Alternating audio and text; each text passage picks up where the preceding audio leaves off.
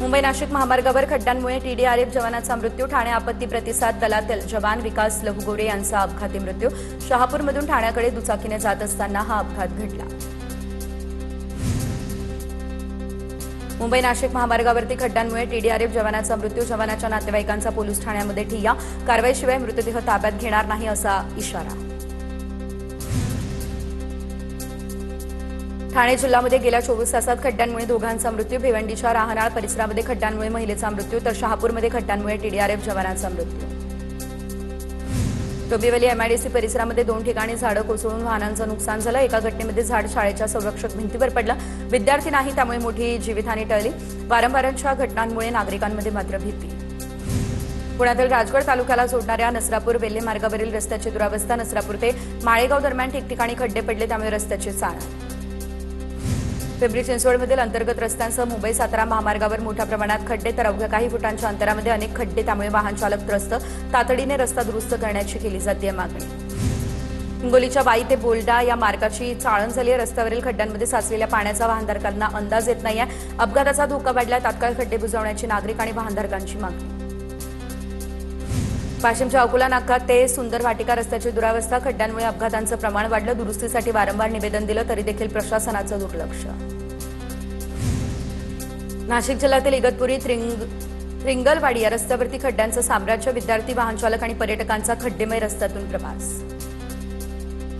रायगडच्या माणगाव चव्हाणवाडी या मार्गाची अवस्था बिकट. मोठमोठ्या खड्ड्यांमुळे आता वाहनचालकांसह प्रवाशांना मोठा त्रास. परभणीमधील जिंतूर हिंगोली राज्य महामार्गावरती मोठमोठे खड्डे पडले त्यामुळे नागरिक त्रस्त. महामार्गावरती जाणाऱ्या वाहनचालकांचा जीव मुठीत घेऊन प्रवास. मुंबईला पाणी पुरवठा करणाऱ्या 7 तलावांचा पाणीसाठा 90% पोहोचला. पाणलोट क्षेत्रामध्ये जोरदार पाऊस सुरू आणि असं असल्यानं महापालिकेने पाणी पुरवठा वाढवला. पावसाचा जोर कायम राहिल्यास लवकरच 10% पाणी कपात पूर्णपणे हटवण्याचा निर्णय. कोल्हापूरच्या राधानगरी धरणाचा आणखी एक स्वयंचलित दरवाजा उघडला तर सध्या धरणाचे 4ही स्वयंचलित दरवाजे खुले. धरणातून भोगावती नदीपात्रामध्ये 7,000 क्युसेकचा पाण्याचा विसर्ग. धरणाला पाणी पुरवठा करणाऱ्या 4 धरणांमध्ये एकूण 99.43% इतका पाणीसाठा. खडकवासला, पाणशोत आणि वरसगाव धरणं 100% भरली आहे. टेमघर धरणामध्ये 95.45% साठा तर गेल्या वर्षाच्या तुलनेत यंदा धरणांमध्ये 11% अधिकचा पाणीसाठा. पवना धरण 99% भरलं त्यामुळे नदीमध्ये पाण्याचा विसर्ग वाढवला जाणार आहे आणि यामुळे नदीकाठच्या नागरिकांनी, शेतकऱ्यांनी आणि लाभधारकांनी आपलं साहित्य सुरक्षित ठिकाणी हलवावं, सूचनांचं पालन करावं असं प्रशासनाचं आवाहन आहे. पुण्याच्या खडकवासला धरणातून मुठा नदीमध्ये 29,000 क्युसेकचा पाण्याचा विसर्ग सुरू असताना नदीपात्रामध्ये कार अडकल्याची घटना. नागरिकांकडून कार बाहेर काढण्याचा प्रयत्न देखील.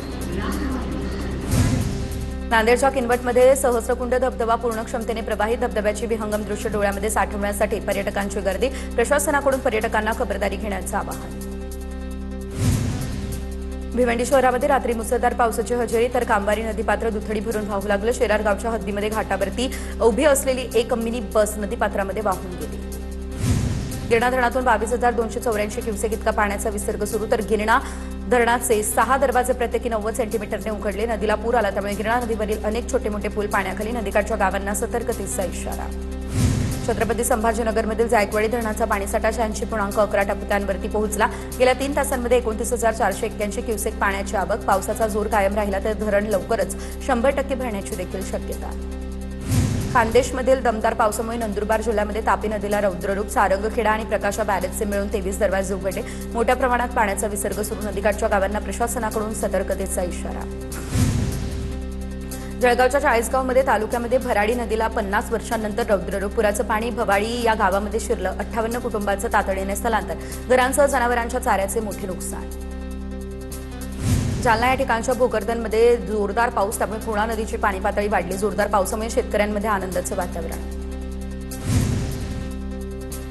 बुलढाणा जिल्ह्यामध्ये 30 आणि 31 जुलैच्या मुसळधार पावसामुळे आता जलसाठ्यामध्ये 13% वाढ झाली आहे. जिल्ह्यातील 61 प्रकल्पांमध्ये सध्या 45.2% पाणीसाठा. अनेक प्रकल्प 100% भरले त्यामुळे आगामी काळातील पाणी टंचाईचा धोका देखील कमी झाला. सिंधुदुर्ग जिल्ह्यातील 44 धरणांपैकी 12 धरणं ही आता 100% भरलेली आहे. 32 धरणं ही 80% भरली आहे. धरण क्षेत्रामध्ये समाधानकारक पाऊस पडलाय त्यामुळे धरणाची क्षमता पूर्ण झाली आहे. मात्र कोकणात शेतीसाठी अजून पाऊस आवश्यक आहे.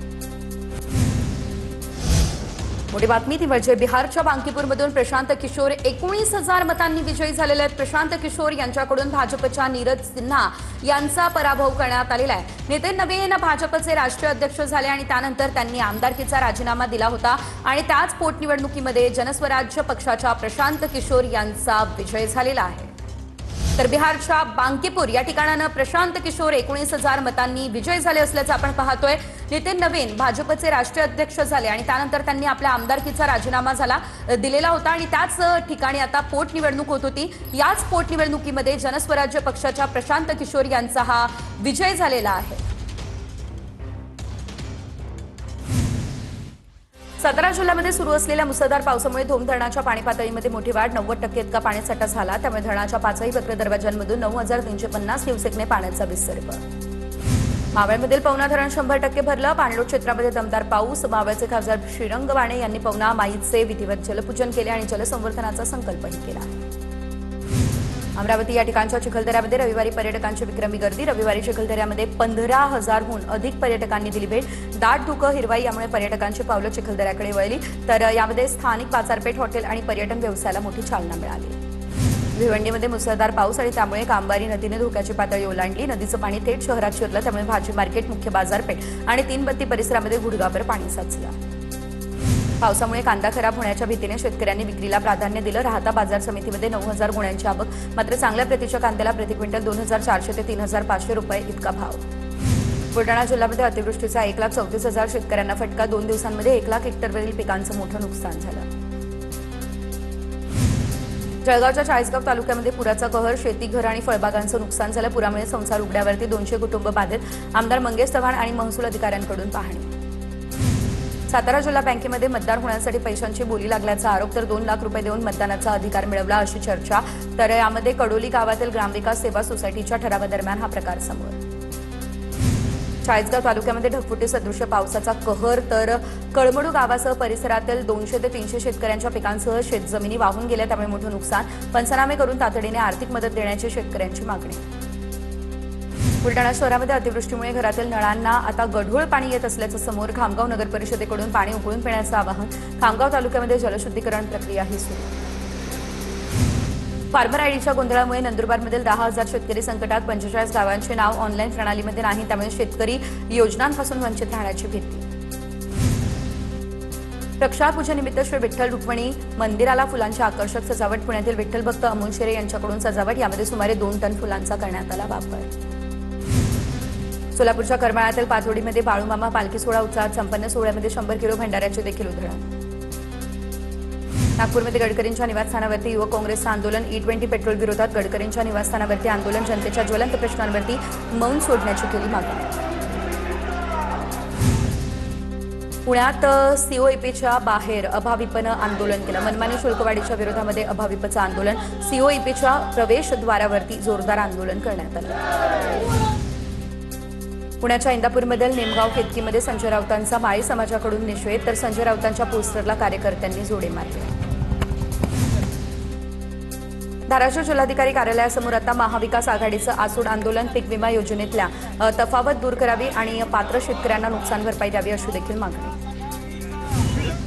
ठाण्यात खड्ड्यांविरोधात मनसे आक्रमक, तर आनंदनगर टोलनाक्याजवळ मनसेचं रास्ता रोको आंदोलन। मनसे शहर प्रमुख रवींद्र मोरे यांच्या नेतृत्वात हे आंदोलन। ठाण्यामध्ये खड्ड्यांमुळे 2 जणांचा मृत्यू झाल्याची देखील माहिती। कोल्हापूरमध्ये हॉटेल व्यावसायिक आणि प्रशासनातील बैठकीमध्ये गोंधळ। कुरुंदवाडमध्ये बैठक सुरू होती। शहरातील हॉटेलच्या दरवाढीवरील मुद्द्यावरून वाद झाला आणि वादाला सुरुवात होताच मुख्याधिकाऱ्यांनी बैठकीतून काढता पाय घेतला।